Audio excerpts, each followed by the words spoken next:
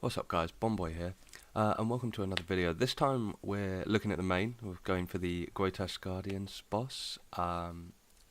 These gargoyles, they're actually really fun. As you can see here, the world looks a bit emptier than most other people's videos. I was trying to get up and get on it as soon as the update was released, but I ended up having to stay up really quite significantly late to get the gargoyle task, so I ended up having to go back to bed and then fallen asleep and woke up about 40 minutes after the update came. But as you can see there, we just got the key, so that was quite early on in the task luckily, and then we can just go off to do the boss and we'll check him out up on top. Don't worry if you're only visiting for hardcore content, because I will have a hardcore video coming up next Sunday, even though I won't be here, but I'm going to get that made during the week and have that ready to go. So as you can see, we're just up at the boss entrance basically, and we're just about to unlock the doorway, as it were. And there you go. So that's the single-use brittle key used up, and we've got access to the boss now whenever we like, which is fantastic because I do like it.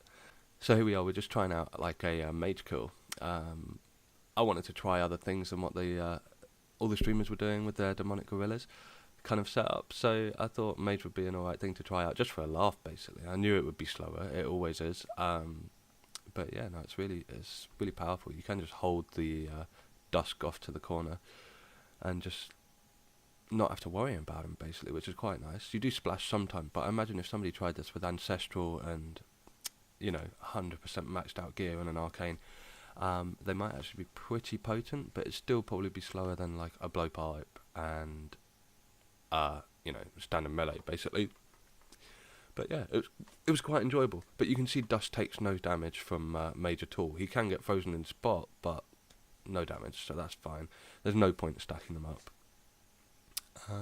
So yeah, whilst you could heal with Blood Barrage, I was finding that I was being too newbie with it. I mean, if I did 10 more kills of this, maybe I'd be getting to like 0 HP loss kind of kills.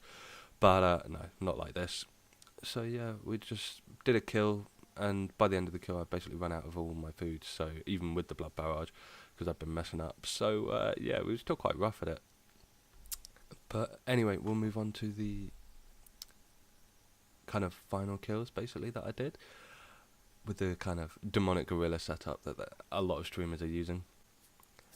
So as you can see there, I was still kind of getting hit by that kind of special attack that this Dusk does. I have worked that out, obviously, just run away from him, try and get away from him as fast as possible. I was still kind of getting used to it there. But those rocks that come alongside that special attack are really quite annoying. It would really help if they had like a shadow or something, because obviously they're coming directly down and we're not viewing the game from top down, so it's very hard to work out where they're landing. A shadow would really help to give you an idea, especially considering they're a 3x3 area of effect. It really would help if there was like a shadow just to indicate whether you were going to run straight in the path or not.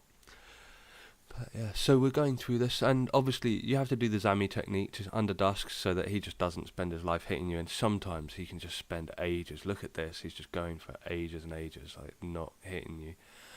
Very easy, luckily. I really enjoy it. I really enjoy this boss, and I've kind of I'm kind of savouring the kills. I've only done about 25 in total, and I'm like leaving it on the main because I barely play it, and I do play the hardcore a lot. So when I'm a bit bored of skilling, I'll go and do a little bit of PVM on the main, and this is actually a really fun kind of PVM. So I've saved it. I'm going to keep doing it. Sadly, the uniques are worthless really at the moment. I wonder whether some of those prices might change as people discover, different PKing builds that can be created and things like that. I think there could be some very interesting things that come from the granite hammer, the granite warhammer, I think, because that could be funny against some bosses. I just wonder how many people would it take to take down Corp? Quite a lot, but with a minimum 5% hit, you're going to take it down in one hit, unless it halves it. Not a 5% hit, sorry, 5 damage hit. But here we go. So as you can see, got the final kill for the video, and we managed to get a unique. So that was the granite ring. That is the one and only unique we've managed to get so far, and sadly only worth 155k. So I did sell it straight away because I don't really need it. But yeah, overall a really fun boss, and I really want the pet, so I will be doing more of that. But I actually kind of would prefer to get the pet on my hardcore if that were to happen. So yeah, also just one last final point.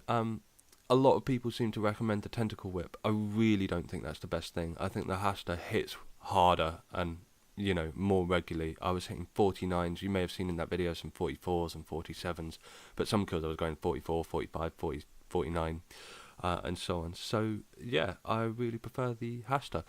But anyway, that's enough for this video today, guys.